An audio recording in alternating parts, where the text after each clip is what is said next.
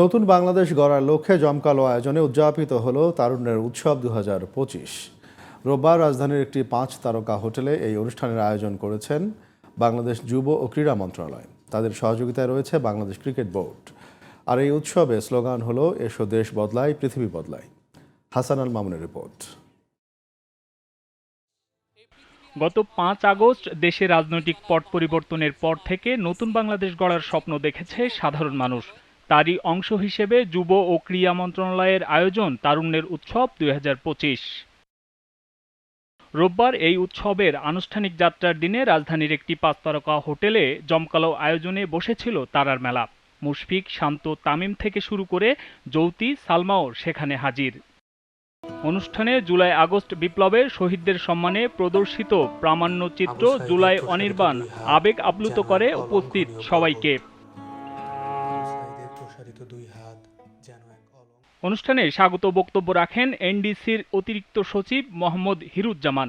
জানান, তারুণ্যের উৎসবে শুধু বিপিএল নয়, যুক্ত হবে ফুটবল, ব্যাডমিন্টন, হকি সহ সব ধরনের খেলা। এছাড়া বক্তব্য রাখেন প্রধান উপদেষ্টার কার্যালয়ের এসডিজি বিষয়ক মুখ্য সমন্বয়ক লামিয়া মোর্শেদ। এই দিবসটি উদযাপন করার জন্য আমরা বিভিন্ন ধরনের পরিকল্পনা বিভিন্ন মন্ত্রণালয় থেকে নেওয়া হয়েছে। এখানে আমাদের বিভিন্ন ফেডারেশন সহ আমাদের বিভিন্ন ক্লাব, ইয়াং জেনারেশন, যুব সংগঠনগুলো আমাদের সঙ্গে সম্পৃক্ত থাকবে। আমরা বিভিন্ন ক্রীড়া প্রতিযোগিতার আয়োজন, যুব উদ্যোক্তা সমাবেশ অনুষ্ঠান, প্রদর্শনী, বিভিন্ন কর্মশালা, ফেস্টিভ্যাল আয়োজন, জনসচেতনতা বিষয়ক কর্মসূচি, প্রতিভা অন্বেষণ, স্কিল কম্পিটিশন, ছোট ছোট সৃষ্টিশীল উদ্যোগকে প্রমোট করা, আর্ট গ্যালারিতে জুলাই বিপ্লবের চিত্র প্রদর্শনী, অনুদান এবং বৃত্তি। আমরা কিছু অ্যাওয়ার্ড দেওয়ার জন্য প্রস্তাবনা করছি। তারুণ্যের উৎসব নতুন বাংলাদেশ এই সমাজের সামর্থ্য সক্ষমতা পরিদর্শনের একটি প্ল্যাটফর্ম হিসেবে কাজ করবে। এই ফেস্টিভ্যাল তাদের সৃজনশীলতা, সহনশীলতা ও সংকল্পের প্রতীক। সম্মানিত সুধী, 4 মাস আগে আমরা জাতির ইতিহাসে একটি অসাধারণ মুহূর্ত জুলাই অভ্যুত্থান প্রত্যক্ষ করেছি। তরুণরাই এই অভ্যুত্থানের নেতৃত্ব দিয়েছিল, একটি দমনমূলক শাসনের বিরুদ্ধে আওয়াজ তুলেছিল এবং নতুন বাংলাদেশের জন্য আশা জাগিয়েছিল।